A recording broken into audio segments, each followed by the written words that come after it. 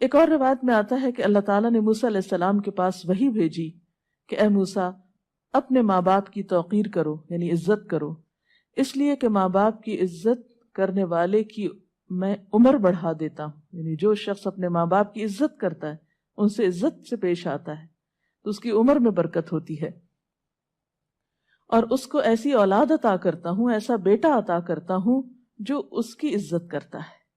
یعنی والدین کے ساتھ حسن سلوک ان نیکیوں میں سے ہے جس کی جزا انسان کو دنیا میں ہی مل جاتی ہے. اور فرمایا جو ماں باپ کو ستاتا ہے میں اس کی عمر کم کر دیتا ہوں اور اس کو پھر ایسی اولاد دیتا ہوں جو اس کو ستائے. پھر اسی طرح والدین کے ساتھ محبت سے پیش آنا چاہیے.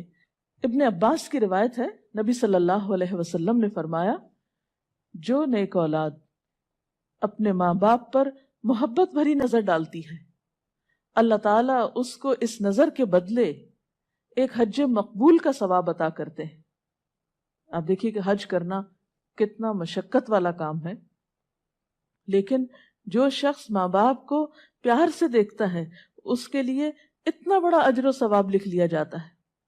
لوگوں نے پوچھا اللہ کے رسول صلی اللہ علیہ وسلم اگر کوئی شخص دن میں 100 بار ایسا کرے، یعنی 100 بار محبت سے دیکھے، تو آپ نے فرمایا جی ہاں، اگر کوئی 100 بار بھی دیکھے تب بھی اللہ بالکل پاک ہے، یعنی اس کے پاس بے حساب اجر و ثواب تمہارے تصور سے بہت بڑا ہے، تنگ دلی سے پاک ہے.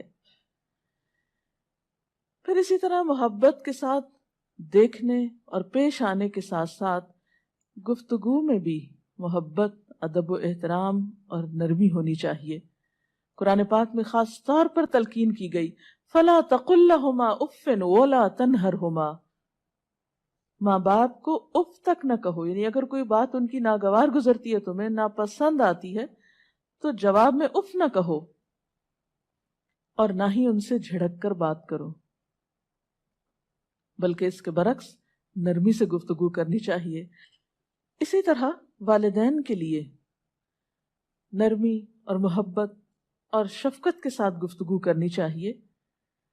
نہ صرف یہ کہ ہمارے عمل سے اس کا اظہار ہو، بلکہ گفتگو میں بھی اس کا اظہار ہونا چاہیے. ان کو برا بھلا کہنے سے پرہیز کرنا چاہیے.